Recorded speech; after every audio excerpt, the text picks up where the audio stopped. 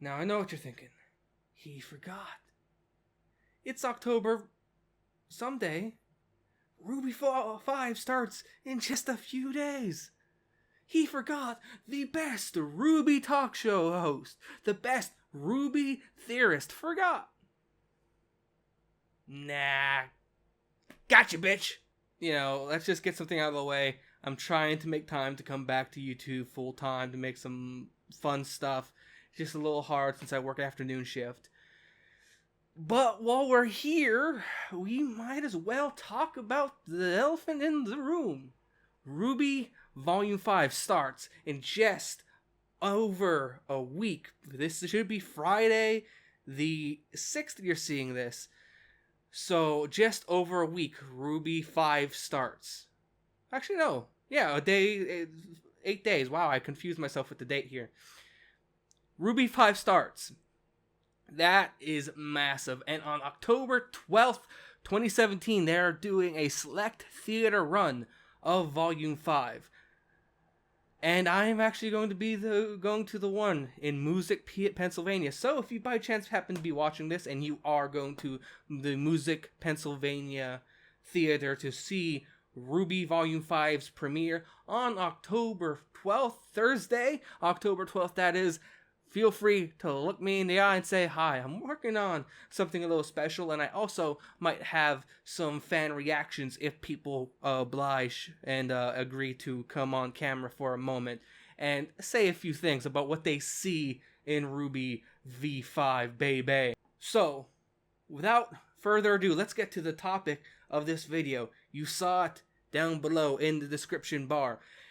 This very soon, on October 9th, I believe, they are doing the final trailer for Volume 5. There were 2 trailers, one involving Blake and other involving Weiss. The third one, we don't know who it's going to involve. At least I haven't seen anything about who it may involve.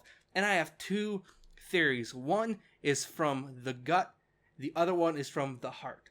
So, let's get into talking, and let's start about the one from the heart. The trailer I have in mind that, from my heart of hearts, I want to see addressed, ties into Yang, because we have something very important that we have not seen answered yet in RWBY, and that was the post-credits from Volume 2, where allegedly Yang sees her mom in some sort of dream state. Now, this kind of ties into what my idea of Raven is. My thoughts on her semblance is that she is kind of a dream walker, and that she can appear in some people's dreams, or if you're unconscious and you've lost consciousness, or if sleep is considered a version, going unconscious first, depending on some scientific studies. That is kind of what I see her as, and that's why I believe that the end credits that you're kind of, hopefully I remembered edit right here, that's why I left this space awkwardly.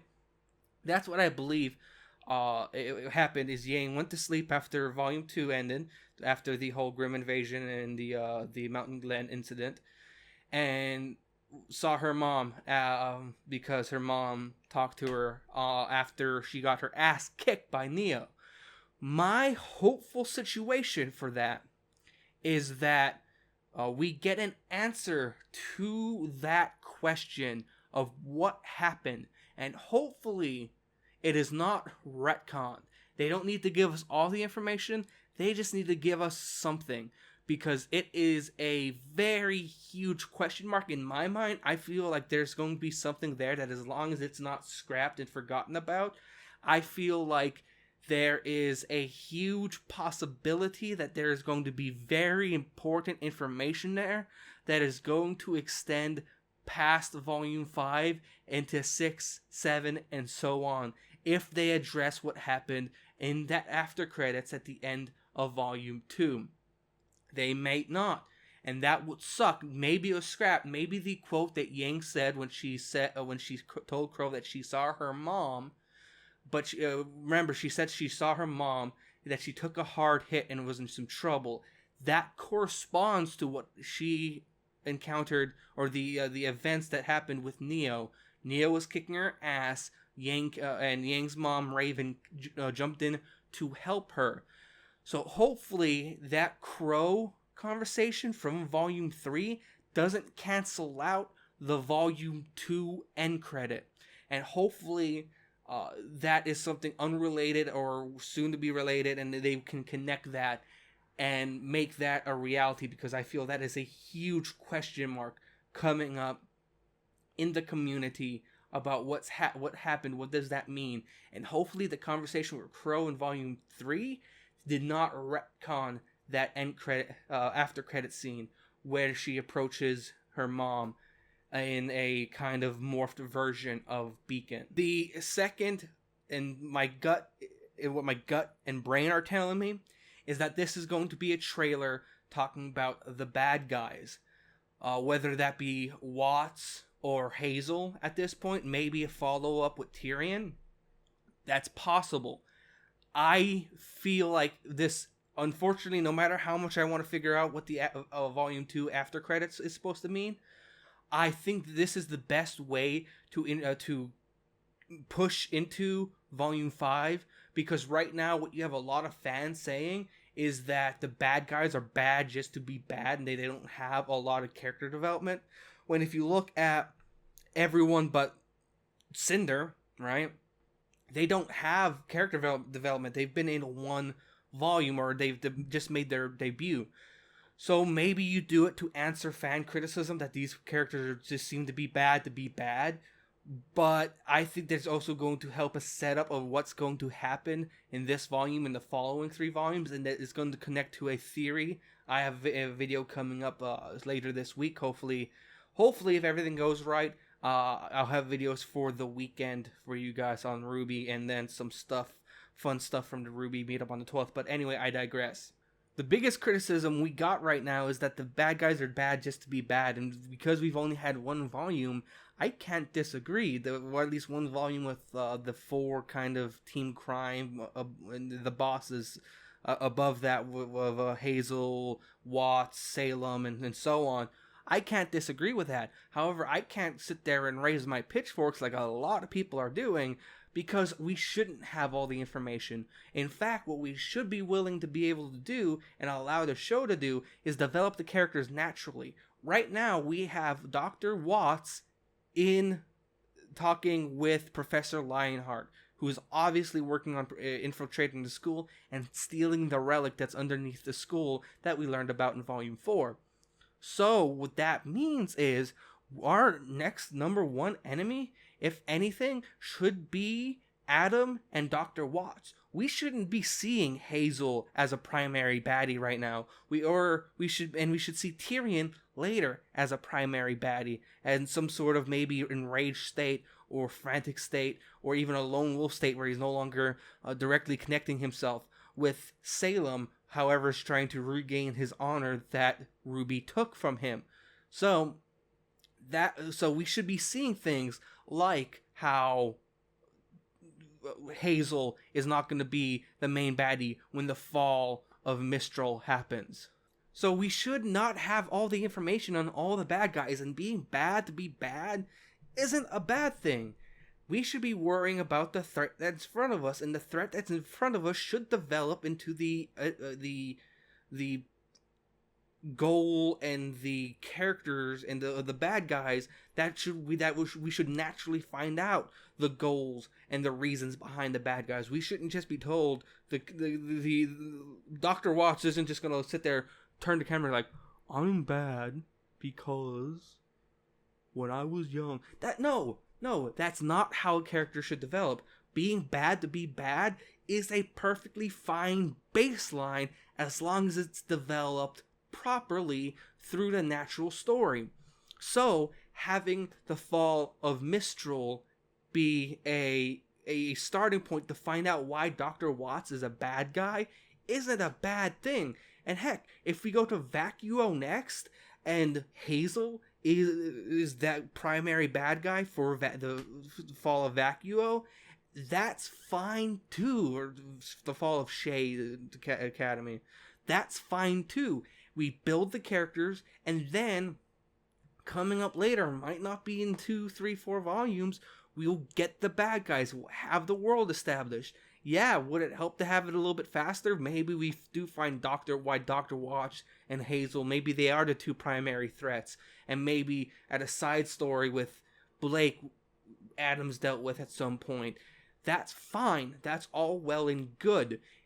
But allowing the characters to develop naturally and not expecting them to look at the camera and be like, I'm a bad guy because X, Y, and Z is ludicrous to storytelling.